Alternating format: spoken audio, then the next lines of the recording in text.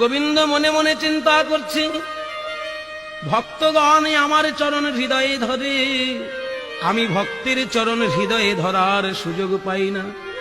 আজকে সুদামা যখন আমার কাঁধে উঠেছে, এই যে তার চরণ আমি হৃদয়ে জড়িয়ে ধরলাম, বলি আর তো চরণ ছাড়ব না গো, আর তো চরণ ছাড়ব না গো।